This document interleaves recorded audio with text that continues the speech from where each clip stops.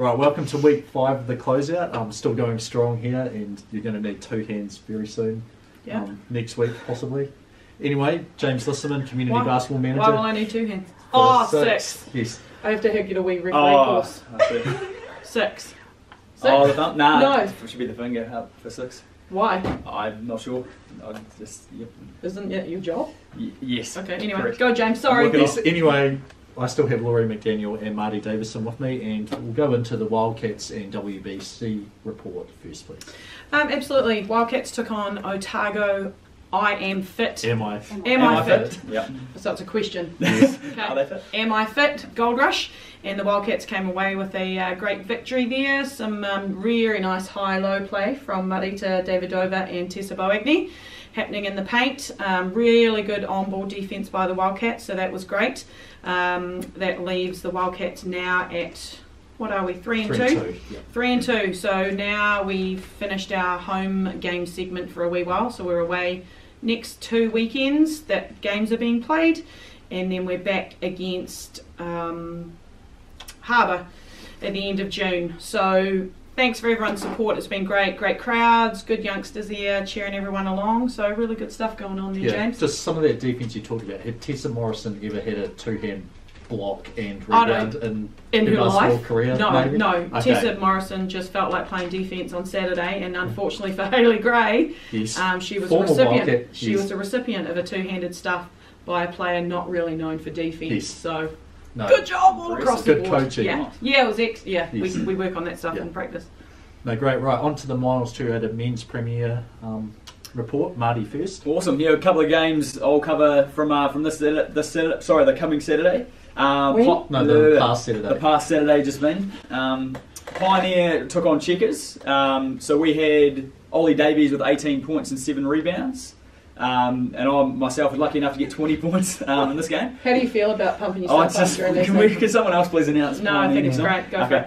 We got the win 78-60. The game was 48-40 in the third quarter, but we went on a 17-0 run to bust the game open to 25, which was How many of those points were yours, Marty? Not many, maybe Okay. 1 or 2.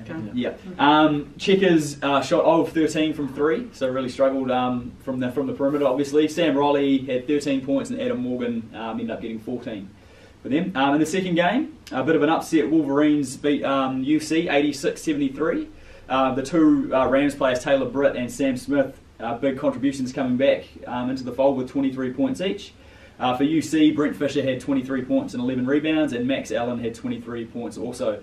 The game was tight coming into the fourth quarter, but Wolverines with a 22-12 fourth quarter to get that one. The biggest lead was 5 points until late in the fourth, so very close game. Good effort by UC, who were missing Josh Peterman, which is a bit of a loss for them, unfortunately, for that game. Huge loss for them, Yeah, that was my 2 games. Cool, thank you. Atami took care of North Canterbury, 87-78. Derek Albertson, 34 points, of which 18 from behind the 3-point line. And Kurt Fenian had 20. Also sneaking in Jaden Watkinson. I think he had 0 points earlier in the season, 19 in this game. So certainly proving he's up to the task now that he's had a few games. For North Canterbury, John Martin with 18, and then Nat Connell, who never seems to age, 15 points and 9 rebounds. I can say that because he's almost my age. So. 28. Let's go with that. Lincoln University fell to Gators 91-105 as Gators pulled away on a 13-2 run at the end of the game. Matt Miszczewski also hit 6 threes, same as Derek Albertson, on his way to 33 points, and Sam Lee's 20 points. For Lincoln, it was Mr. 20-point plus a game, Ben Hall with 28, and Josiah Williams had 19 Where's he getting points. all his points from, Ben? A lot from Not three. that we're trying to kill your game, Ben. No, a lot from 3, but he's also does a good job of quite well. and cuts to the basket. Has he got good hops? He gets up? Yes, he came through it a few times in practice. He's embarrassed some of his teammates. In practice. Well, I've also dunked in practice. The old... Okay, well, I just got my phone out too late to film. Okay. All right, on to the Miles 2 Women's Premier League on the run sheet. Excellent, yes. On the run sheet, I can read it off there. So in the first game, Minties Mean took on Horswell the Green Machine, and Minties Mean came out with the 71-51 victory there.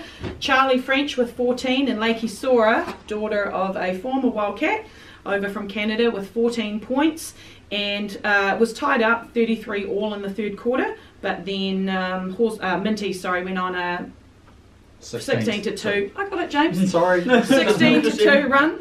Alice Sproat with 15 and Stephanie Sainafor with 15 also for Hallswell. I believe, oh no, we'll look at a little bit of a highlight from that game later on. Second game was LU took on Wolves, and LU came away with a 56 to 36 victory. Megan Ellis and Lucy Brown both with double digits for Lincoln, and for Wolves, Kendall Hasty had 12.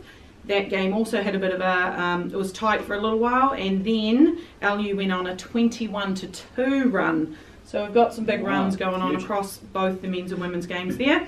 And last game saw North Canterbury take on UC and come away with a 65 to 29 victory. Tiana Placer with 17 and Tanisha Nutera with 16, and Catherine McNeilage were 11. I feel bad about what I just did to that last name. It's Catherine, so if you can get back to us about, is it McNeilage? What would you do there, mate? I reckon someone just tag her in there and we'll try and get her. No, I'm asking you what you would say. Yeah, McNeilage. McNeilage, that's what we're going with. Give it a go. So that's women's Prem wrap up. I like it. Cool. Marty's Minute now.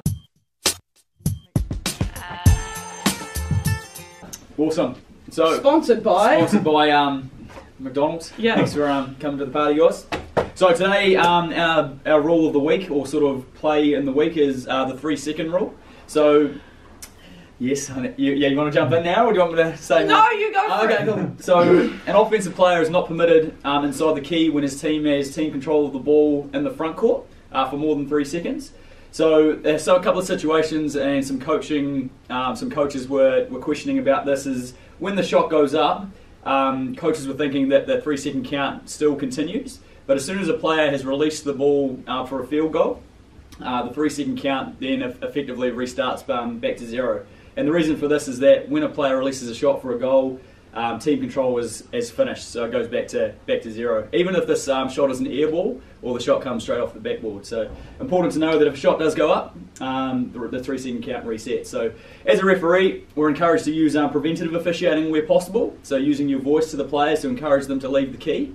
A player must get both feet out of the key, and they cannot use the out of bounds line to exit the key. This video is from an NBA clip about 3 seconds. So see the guy, he's in the key, he actually goes out of the key but comes back in, and he remains in there for more than the allowed 3 seconds. However, if a player catches the ball in the key for under 3 seconds, they are entitled to make a move to the basket. So if this move takes 1 or 2 seconds and then it does go over the 3-second count, we actually allow this to carry on. So can we snip that and quote that, please? Yes. Okay. Until the rule gets changed. Yeah, for sure. So that's sort of the way we look at it from our referee perspective. Again, trying to use that voice and give the players some warning if we are going to blow a 3-second call rather than just coming out with one. So if I can clarify. Yes. I'm in the high post, say, Marty. Correct. I catch the ball. I've got 1 foot in the paint. Yes. I catch the ball. Mm-hmm. I've got now 3 seconds kind of to make my move from there. Yes, right? yep. I think with 1 foot in the key, referees can use discretion on that. I wouldn't go too overboard. Clearly we're not camping out. Yeah, with, exactly. So you can use a little bit of advantage / disadvantage if needed in there. So, and that's Marty's Minute. I think I went over the time. Yeah, I also forgot to time it. Oh, gutting. I gave it a go. Cheers, guys. All right. This might be a surprise, but you were down to do the rep results from the qualifying games. Hey, even though you gave me the run sheet, as I do with a lot of things, I just glanced at it. I didn't see that there. But on the plus side, all Waitaha under 15 and 17 teams came away with some very good victories against the Mid-South teams, girls and boys, down in Timaru yesterday.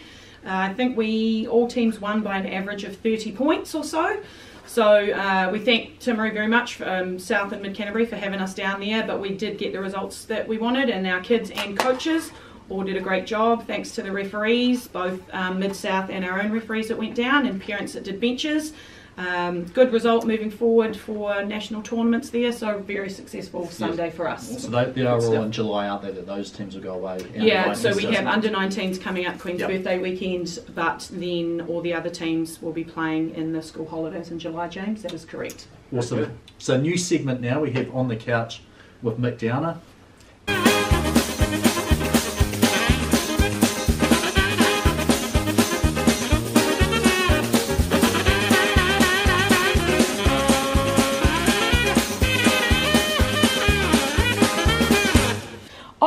welcome everyone. Today at the closeout we've got On the Couch with Mick Downer. So Mick, first of all, welcome to Christchurch. How are you finding it? Loving it, absolutely loving it. Was you want the honest truth? Or? Yeah, absolutely. Okay. I'm all about it. All about it. Queensland, I'm adapting to The slight temperature. a little bit of a dip. In temperature, but I've heard from all the locals it's been a heat wave for a couple of months now. So, It is actually. Yeah, brace yourself.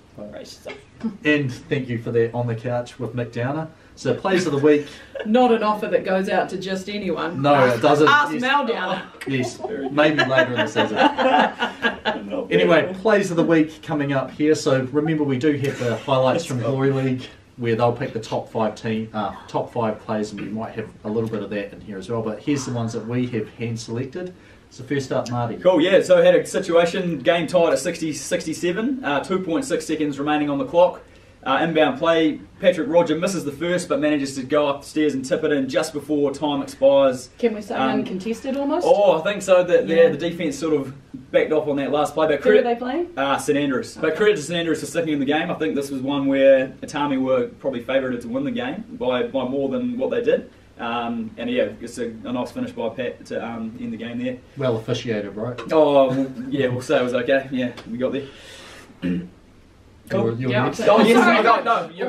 good now. Yeah. So back to the old Mean Minties Mean versus the Green Machine game. We had a situation where Minties came out of a timeout and had talked about slowing the play down, running through some options, moving the ball around. Came out, and is it Nikki Pio? Yeah. Decided it'd be a good time to do that, not realising there were only 5 seconds on the clock. So she's directing everyone to move the ball around, and then here's 2, 1, and launches a shot there, banks and in. Those are the best kind. Coach killers, those shots. Yeah, don't you just love the appreciation from the other team? Stephanie Sinafo Give her a shove. Shove in the back, yeah, saw that. Anyway, my play, team effort one from the Pioneer Knights. Thanks, Nearly the entire team involved in this one. First, it's Nico Pupo's effort to come in from behind, tip it away. Jake Bevan then hustles on the floor and just about takes out Matt Bathurst's knee there. Chris Smith ends up with the ball and then finds his brother Seven Smith at the rim for an easy 2 for him, but it took a lot of effort from the rest of his team. So good job by those 4 Knights there. Beautiful. Got another clip from Midweek Woman. This is a fantastic play by Jen Enmus. As you can see here, throwing the ball through the legs. Collects not 1 but 2 bodies on this play. Yeah.